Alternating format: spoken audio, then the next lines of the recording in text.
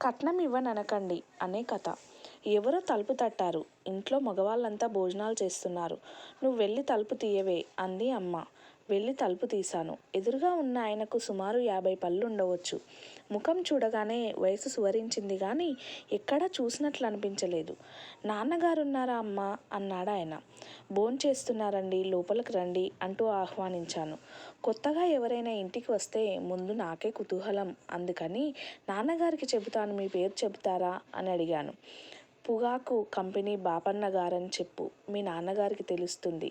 ఆ పేరు వినగానే ఆయన ఎవరో నాకు తెలిసిపోయింది. లక్ష్మి తండ్రి ఆయన. లక్ష్మి నా క్లాస్మేట్. ప్రాణ స్నేహితురాళ్ళం కాకపోయినా మంచి స్నేహమే మాది. లక్ష్మితో పరిచయమై 6 నెలలు అయింది. వాళ్ళ నాన్నగారు ట్రాన్స్ఫర్ మీద 10 నెలల క్రితం ఈ ఊరు వచ్చారట. బిఏ మొదటి సంవత్సరంలో నా గ్రూప్లోనే చేరింది. ఆమెది కూడా నాకులాగే పెళ్లి చదువు. నేను లోపలకు వెళ్ళి నాన్నగారికి చెప్పాను. నాన్నగారు ఆశ్చర్యపడుతూ, ఆయనకు నాతో పనేమిటి చెప్పమా అని కాస్త పైకే అనుకున్నారు. నాన్నగారు ఆశ్చర్యపడగానే నా కుతూహలం పెరిగింది. నాన్నగారు ఆయన ఎప్పుడో ఒకసారి క్లబ్లో కలుసుకున్నారట. ఎవరో పరస్పర పరిచయాలు చేశారట. ఇద్దరూ ఒకరినొకరు నమస్కారాలు పెట్టుకున్నారట. ఆ తర్వాత మళ్ళీ కలుసుకోలేదట. నాన్నగారు త్వరగా భోంచేసి ఆయన్ను కలుసుకోవడానికి వెళ్ళారు.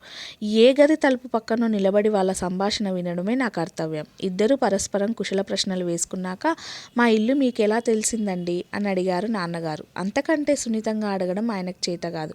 బాపన్న గారట్టే నొచ్చుకోనట్లు లేరు. ఆడపిల్ల తండ్రిని, ఎన్ని అడ్రస్లైనా తెలుస్తాయి నాకు, ఇందులో ఆశ్చర్యమేముంది అన్నాడాయన. నాన్న ఉలిక్కిపడి, కానీ నాకు పెళ్లి కావాల్సిన అబ్బాయిలు లేరే అన్నాడు. చల్లకు వచ్చి ముంత దాచడం ఎందుకు?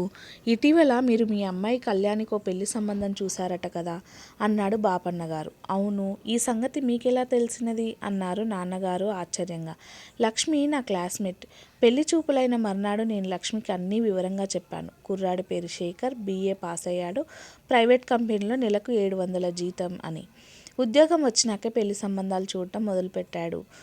నాదే మొదటి కేసు. శేఖర్ మనిషి బాగానే ఉన్నాడు, మాటల్లో కూడా సంస్కారం కనబడింది. కానీ మా నాన్నగారు ఆదర్శవాది. అన్నయ్య పెళ్లికి కట్నం తీసుకోలేదు, నా పెళ్లికి కట్నం ఇవ్వదలుచుకోలేదు. అలాగని మాకు డబ్బు లేకపోలేదు. తలుచుకుంటే ఆయన నాకు 20,000 దాకా కట్నం ఇవ్వగలరు, కానీ ఇవ్వరు. ఈయన ఆశయం కారణంగా నాకు పెళ్లి కాదేమోనని అమ్మకు భయం. కానీ నాకు భయం లేదు. కట్నం ఆడదానికి అవమానం. మగవాడికి ఆడదాని తోడు అవసరం. పెళ్ళంటే ఒక ఆడది తన వాళ్ళందరినీ వదులుకొని జీవితాంతం ఒక మగవాడికి తోడుగా ఉండడం కోసం వెళ్ళిపోవడం. అందుకు ఇస్తే మగవాడే కట్నం ఇవ్వాలి, ఆడది ఇవ్వడం ఏమిటి? నేను జీవితాంతం కన్యగానైనా మిగిలిపోతాను కానీ కట్నం ఇవ్వడానికి ఒప్పుకోను. నాన్నగారి ఆదర్శాన్ని నేను మనస్ఫూర్తిగా ఆమోదిస్తున్నాను. శేఖర్కి కట్నం కావాలి, 8,000. అందుకు ఏవేవో కుంటి సాకులు చెప్పాడు. ఏ పరిస్థితిలో తను కట్నం తీసుకోబోతున్నాడో అతడి తండ్రి వివరించాడు. కట్నం మాటల దగ్గరే ఆ సంబంధం చెడిపోయింది. నేను వివరాలన్నీ లక్ష్మికి చెప్పాను. లక్ష్మి తండ్రికి చెప్పింది. బాపన్న గారికి అక్కడకు వచ్చారు. అయితే మా అమ్మాయి నుంచి వచ్చిందన్నమాట మీకు ఈ సమాచారం అంటూ నవ్వారు నాన్నగారు. అవునండి అని ఓసారి ఇబ్బందిగా దగ్గి, మీరు ఆ సంబంధం వదులుకున్నారని తెలిసింది, అందుకు కారణాలు తెలుసుకుందామని వచ్చాను అన్నాడు బాపన్నగారు. అంటే కుర్రాడి వివరాలన్నీ బాగానే ఉన్నాయి, అడిగినా కట్నం కూడా ఎక్కువ లేదు. ఆ సంబంధం మీరు వదులుకున్నారంటే ఆశ్చర్యం వేసింది.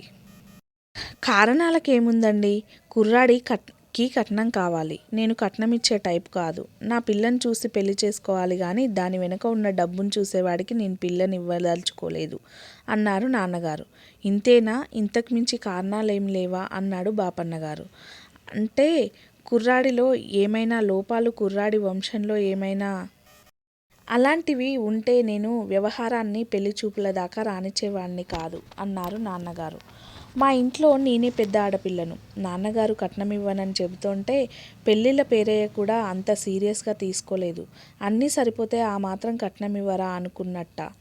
లేకపోతే శేఖర్ నన్ను చూడడం జరిగి ఉండేది కాదు. బాపన్న గారి ముఖం వికసించింది. అయితే మీరు ఈ సంబంధం వదులుకున్నట్లేగా, ఏం మీరు చూసుకుందామనా అడిగారు నాన్నగారు. అంతకంటే సున్నితంగా అడగడం ఆయనకు చేత కాదు. అవునండి, మంచి సంబంధాలు దొరకడమే కష్టంగా ఉన్నాయి. ఈ మాత్రం సంబంధం 7-8 వేలలో ఉందంటే ఆశ పుట్టింది. మీరు వదులుకున్నారంటే కుర్రాడిలో ఏమన్నా లోపాలున్నాయేమో అని అనుకొని భయపడ్డాను. చాలా థ్యాంక్స్ అండి, మీకు శ్రమ ఇచ్చినందుకు మన్నించండి అంటూ లేచాడు బాపన్నగారు. నాన్నగారు ఆయన వంక ఆశ్చర్యంగా చూశారు. బాపన్నగారు వెళ్ళిపోయాడు. ఈ సంబంధం లక్ష్మికి చూస్తున్నారంటే నాకు ఓ రవ్వ అసూయ లాంటిది కలిగింది. ఎంత విలువలేని వస్తువుకి కూడా ఎవరో ఒకరు దాని పట్ల ఆసక్తి చూపిస్తే విలువ వస్తుంది. శేఖర్ని నేను కోల్పోతున్నానన్న భయం కూడా వేసింది. అయితే నా భయాన్ని అబద్ధం చేస్తూ చంద్రం నా జీవితంలో ప్రవేశించాడు. చంద్రం బ్యాంకులో గుమస్తా. మనిషి నాకు నచ్చేటంత బాగుంటాడు. ఓ రోజు బస్టాప్లో చూసి నన్ను పలకరించాడు. వదిలిచ్చాను. ఆ తర్వాత ఒకరోజు కాలేజీ గేటు దగ్గర పలకరించాడు. అతని వరుస నాకు నచ్చక, నాతో మాట్లాడాలని ఉంటే మా ఇంటికి రాకూడదు అన్నాను. అడ్రస్ చెప్తే అలాగే వస్తాను అన్నాడు అతను తాపిగా. నేను అడ్రస్ చెప్పాను. అతను వచ్చాడు. అయితే నేను అతడితో మాట్లాడలేదు. నాన్నగారితో మాట్లాడారు. కట్నమా? అదంటేనే నాకు అసహ్యం అన్నాడతను. చంద్రానికి తల్లిదండ్రి లేరు. బరువు బాధ్యతలు లేవు. చీకు చింత లేని జీవితం. చంద్రం ఇంటికి పేరుకు పెద్దగా అతడి బాబాయ్ ఉన్నాడు. నాన్నగారు ఆయనకు ఉత్తరం రాశారు. పేరుకు పెళ్లి చూపులు జరిగాయి. సింపుల్గా వివాహం జరిగిపోయింది. అన్నట్లు అదే ముహూర్తానికి బాపన్నగారి కూతురు లక్ష్మికి పెళ్లి కూడా అయ్యింది శేఖర్తో. చంద్రం మంచివాడు. అతడు నన్నెంతో అపురూపంగా చూసుకుంటున్నాడు. అతడికి నేను తప్ప లోకం లేదు. కానీ అతడి తాహతకు మించిన కోరికలున్నాయి. పగటి కళ్ళు కనే లక్షణాలున్నాయి. చంద్రం లేమిలో పుట్టి లేమిలో పెరిగాడు. ఉద్యోగం రాగానే అతడి జీవితం మారిపోయింది. ఒకప్పుడు అతనంటే నిర్లిప్తత వహించే బంధువుల్లో ఇప్పుడు అతన్ని పట్ల గౌరవభావం పెరిగింది. అందుకే అతను వారందరికీ దూరంగా ఉంటూ నన్ను కట్నం లేకుండా వివాహం చేసుకున్నాడు. ఇప్పుడు అతని కోరిక బంధువుల్లో తన హోదా గుర్తించబడాలని. కానీ అతడికి ఇంకా బ్యాంకు గుమస్తాయే. అంతకు మించిన గుర్తింపు అతనికి కావాలి. పెళ్లి కాగానే మామగారింట్లోకి మకాం మార్చాలని అతడికి ఉంది. ఆ ఆహ్వానం మామగారి నుంచి రావాలని అతడు ఆశించాడు. ఆ ఆశ నెరవేరకపోవడంతో భార్య ద్వారా సూచించాడు. ఆ ఊళ్ళో నాన్నగారికి మొత్తం 3 ఇళ్లున్నాయి. ఒక ఇంట్లో వాళ్ళుంటున్నారు. మిగతా 2 అద్దెలకిచ్చారు. చంద్రం అనేది నాకు కొంత సవ్వుగానే తోచింది. మేము అద్దె ఇంట్లో ఉంటున్నాం. ఎలాగూ అద్దె ఇస్తున్నాం. అదే అద్దె మా నాన్నగారికి ఇస్తే ఇల్లు బాగుంటుంది. ఇంట్లో స్వతంత్రంగానూ ఉంటుంది. నేను నాన్నగారికి నా అభిప్రాయం చెప్పాను. ఈ అభిప్రాయం నీదా అతందా అని అడిగారు నాన్నగారు. ఆయన అలా అడిగినందుకు కోపం వచ్చింది తప్పితే అందులోని లోతు నాకు అర్థం కాలేదు. వివాహమైన మా ఇద్దరిని ఆయన వేరు చేసి మాట్లాడడం నాకు బాధ కూడా అనిపించింది. ఆ క్షణంలో నాదేనని చెప్పాను. ఒక ఇల్లు ఆఫీస్కి ఇచ్చారు. రెండో ఇంట్లో 5 ఏళ్లుగా ఒక ఆయన కుటుంబంతో ఉంటున్నాడు. ఆయన్ను ఖాళీ చేయమనడానికి నాన్నగారికి మనసొప్పడం లేదు. ఇది విని అమ్మ మండిపడింది. కట్నం లేకుండా పెళ్లి చేసుకున్న ఉత్తముడైన అల్లుణ్ణి నాన్నగారు ఆకారణంగానే తక్కువ కట్టేశారని నిష్ఠూరమాడింది. ఫలితం చెప్పనక్కర్లేదు. ఓ 2 మాసాల అనంతరం మేము ఆ ఇంట్లోకి మారాం. ఇంట్లో నెల్లాళ్ళు గడిచాక ఈ ఇంటికి అద్దె ఎంత ఇవ్వాలోయ్ అని అడిగారాయన.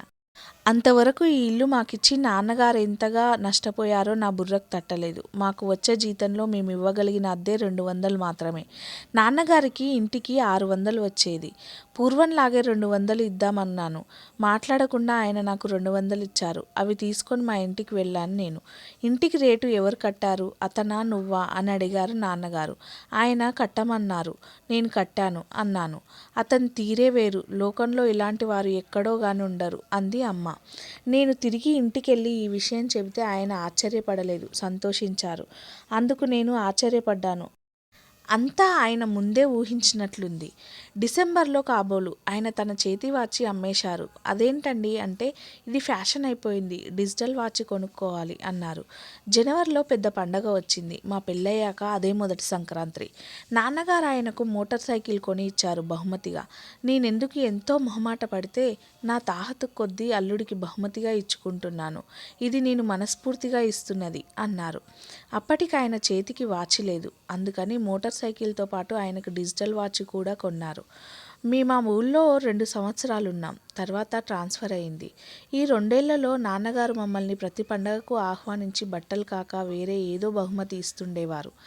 దాని వెల కనీసం ఓ 100 రూపాయలుండేది. ట్రాన్స్ఫర్ అయి ఊరు మారాక ఓసారి హఠాత్తుగా నాన్నగారి దగ్గర నుంచి ఉత్తరం వచ్చింది. ఆయనకు వ్యాపారంలో అనుకోని పెద్ద నష్టం వచ్చింది. నేను ఆయన చూడటానికి వెళ్ళాం. వాళ్ళు మాకు బట్టలు పెట్టారు. ఏమిటిది నాన్న, ఇబ్బందుల్లో కూడా అని బాధపడ్డాను నేను. చూడమ్మా, అంతా కట్నం దేబరించే రోజుల్లో అతను కట్నం లేకుండా పెళ్లి చేసుకున్నాడు. అందుకు అతను చిన్నబుచ్చుకోకూడదు. ఖర్చులంటావా? మీకోసం పెట్టే ఖర్చుతోటి నా దరిద్రం తీరేది కాదు అన్నారాయన. తర్వాత మా ఇంటి పరిస్థితి మారింది. ఆర్థిక వైభవం అణగారింది. అప్పుడే నేను నా భర్త అసలు స్వరూపాన్ని చూశాను. ఏ పండగకు నాన్నగారు నన్ను ఉపేక్షించినా పాతబడిపోయాను కదా, ఇంకా నన్నెందుకు పట్టించుకుంటారు అనేవాడు. మా వాళ్ళ ఆర్థిక పరిస్థితి గురించి ఆయన కించిత్తు కూడా సానుభూతి ఉండేది కాదు. మామగారు ఎదుట పడి అవి ఇవి కావాలని అడగరు, కానీ ఇస్తారన్న ఆశ, ఇవ్వాలన్న కోరిక ఉంటుంది. నాన్నగారు ఆయన్ను ఉపేక్షించడం లేదు. చేతనైనంతలో ఈయనకు డబ్బు పంపిస్తూనే ఉండేవారు. ఇలా పళ్ళు గడిచాయి. ఒకరోజు ఆయన నా దగ్గరకు వచ్చి, కళ్యాణి, నువ్వు తలుచుకుంటే చిన్న హెల్ప్ చేయగలవు అన్నారు. చెప్పండి అన్నాను. మనకు కారు అలవెన్స్ ఉంది. అలాంటప్పుడు ఈ విధవ మోటార్ సైకిల్ ఎందుకు? ఓ సెకండ్ హ్యాండ్ కారు అమ్మకానికి వచ్చింది. మోటార్ సైకిల్ అమ్మగా బ్యాంకు వాళ్ళు ఇచ్చే లోను పోగా మనకింకా 5,000 తక్కువైంది. మీ ఇంటికి ఉత్తరం రాస్తావా? ఎంత 2 ఏళ్లలో వాళ్ళ అప్పు తీర్చేద్దాం అన్నారాయన. అప్పటికి ఇంతవరకు అన్ని అప్పులు తీర్చినట్లు, ఇప్పుడు తీర్చబోతున్నట్లు. ఒక్కసారి 5,000 వాళ్ళు మాత్రం ఎక్కడి నుంచి తెస్తారులేండి. నా బంగారం తాకట్టు పెడితే ఆయన నా మాట పూర్తి కానివ్వలేదు. భార్య బంగారం తాకట్టు పెట్టి కారు కొంటే అది ఆఫ్టరాల్ 5,000 కోసం. మనకు అవమానం కళ్యాణి అన్నాడు. నేను ఇంటికి ఉత్తరం రాశాను. నా బంగారం కోసం నా తల్లి బంగారం తాకట్టు పెట్టడం నాకు అవమానం కాదు. నాన్నగారి దగ్గర నుంచి నా పేరున డ్రాఫ్ట్ వచ్చింది. ఈ విషయం ఆయనకు ఫోన్ చేసి చెప్పాను. వెంటనే ఆయన ఉత్సాహంగా ఇంటికి వచ్చేశారు. సాయంత్రం ఇద్దరం కలిసి డబ్బు తీసుకొని కారు అమ్మే ఆయన ఇంటికి వెళ్ళాం. ఆయన శేఖర్ కావడము, ఒకప్పటి నా స్నేహితురాలు లక్ష్మిని ఆ విధంగా కలుసుకోవడము నాకొక మరుపురాని అనుభూతి. మీరు ఈ ఊళ్ళోనే ఉంటున్నారా అంది లక్ష్మి ఆశ్చర్యంగా. లేదు, ట్రాన్స్ఫర్ అయి 4 నెలలైంది అన్నాను. లక్ష్మి భర్త శేఖర్ని నేను తిరస్కరించాను. అతడు కొంతకాలం వాడి అమ్మబోతున్న కారును నా భర్త కొనాలని నన్నిక్కడకు తీసుకొచ్చాడు. ఏదో అపశృతిలా ధ్వనించింది నాకు. మేమిద్దరం తెలిసిన వాళ్ళమని ఆయన మమ్మల్ని వదిలి శేఖర్ని పట్టుకున్నాడు. వాళ్ళ కబుర్లు వాళ్ళవి, మా కబుర్లు మావి. కాసేపు అవి ఇవి కబుర్లయ్యాక, ఏమిటి కారెమ్మేస్తున్నారా, కష్టాలొచ్చాయా అన్నాను. కంపెనీ వాళ్ళు అలవెన్స్ ఇస్తున్నారు గదా అని కారు కొన్నారు. ఇప్పుడు కంపెనీ ఈయనకు వాడకం కోసం కారు కూడా ఇస్తున్నది. కంపెనీ కారుండగా సొంత కారు ఎందుకని అని ఆర్జోక్తిలో ఆపింది లక్ష్మి. బావుంది. అంత మాత్రాన సొంత కారు అమ్ముకుంటారా? కంపెనీ కారు సొంత కారు కాదు కదా. అవుననుకో, కానీ చెల్లెల పెళ్ళికి డబ్బు కూడా అవసరమైంది. చేతిలో ఇది తప్ప లేదు అంది లక్ష్మి. శేఖర్కి ఎంతమంది చెల్లెళ్ళు ఏమిటి అని అడిగాడు. నన్ను లక్ష్మితో పోల్చుకుంటూ చంద్రాన్ని శేఖర్తో పోలుస్తున్నాను. చంద్రానికి లేని బాధ్యతలు శేఖర్కున్నాయంటే అదో తృప్తి. పెళ్ళి శేఖర్ చెల్లెల్ది కాదు, నా చెల్లెల్ది అంది లక్ష్మి.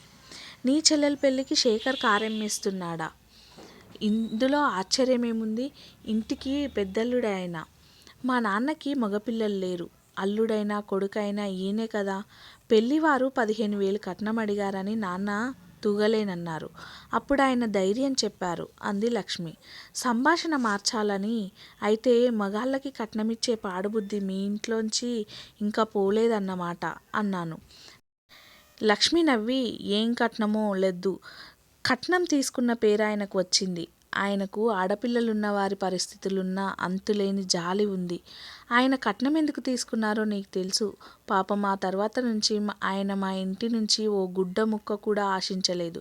మా నాన్న మొదటి పండగకి బట్టలు పెడతానని మరో రూపంలో ఆ ఖర్చు ముట్ట చెప్పారు. తర్వాత నుంచి ఈయన నాన్నకి చేసింది తప్ప నాన్న ఈయనకు చేసింది లేదు. నా కళ్ళు తిరిగాయి. ఆలోచిస్తే నాన్న ఆదర్శంలో లోపమున్నదనిపించింది. ఆయన కట్నాలను నీరసించ కానీ ఆశలను రోజురోజుకి నీరు పోసి పెంచి ఇప్పటికీ ఒక మానులా తయారు చేశారు. ఆయన కట్నం తీసుకోకపోయినా మర్యాదల పేరిట ఆయనకు ముట్టిన డబ్బు సామాన్యమా? తలుచుకుంటే నా ఒళ్ళు జల్దరించిపోతుంది. పెద్దవాళ్ళం మేము ఇలా కబుర్లు చెప్పుకుంటుంటే లోపల పిల్లలు వాళ్ళ ఆటలు ఆడుకుంటున్నారు. మధ్యన ఏమైందో ఏమో, నా కూతురు పరుగున వచ్చి, అమ్మ, వీళ్ళ పాప కాన్వెంట్ డ్రెస్సు టెరిలాందే, ఎంత చెప్పినా నువ్వు వినవు, నాకు కాటన్దే కుట్టిస్తావు అంది. దాని అభియోగం అర్థం చేసుకోవడానికి నాకు కొద్ది క్షణాలు పట్టింది. తర్వాత నెమ్మదిగా, కాన్వెంట్ డ్రెస్కి నువ్వు టెరిలాన్ బట్టలు కొంటావా? అందం చందం లేని ఆ డ్రెస్సు అంత డబ్బు వృధా కాదు అన్నాను. లక్ష్మి నవ్వి, ఆలోచిస్తే ఏది లాభమో నీకు తెలుస్తుంది. కాటన్ని కుట్టించామనుకో ప్రతిరోజు శుభ్రంగా ఉంచకపోతే కాన్వెంట్ వాళ్ళు ఒప్పుకోరు. కాటన్ గుడ్డల మురికి ఇంట్లో వదలదు. ఒకవేళ వదిలినా ఇస్త్రీ బాగా రాదు. అందుకని వారంలో 5 రోజులకి 5 జతలు కుట్టించాలి. ఎందుకంటే ఏ రోజుకి ఆ రోజు ఉతికిచ్చే చాకలి ఉండడు. ఇంత జరిగాక 6 నెలలు తిరగకుండా అవి చిరుగు పట్టేస్తాయి. అదే టెర్లాన్ డ్రెస్సులు తీయించావనుకో 2 అంటే 2 తీయిస్తే చాలు. ఇంట్లో ఉతుక్కోవచ్చు. ఇస్త్రీ అక్కర్లేదు. కనీసం 2 ఏళ్ళు మన్నుతాయి. అప్పుడైనా పొట్టయిందనుకో తీసేయాలి. తప్పితే చిరిగిపోవు. ఆరంభంలో కాస్త ఖర్చు ఎక్కువైనా చివర్లో ఇవే లాభంగా ఉంటాయి అంది. ఈ మాటలు నాకు మామూలుగా అనిపించలేదు. ఏదో జీవిత సత్యం వాటిలో నిగూఢంగా దాగి ఉన్నట్లు అనిపించింది. అప్పుడే నా భర్త చంద్రం, లక్ష్మి భర్త శేఖర్ ఏవో కబుర్లు చెప్పుకుంటూ బీసారి లోపలికి వచ్చారు. నేను ఇద్దరిని చూశాను. నాకు నా భర్త ధరించినవి కాటన్ బట్టలుగాను, శేఖర్ ధరించినవి టెర్లాన్ బట్టలుగాను కనిపించాయి.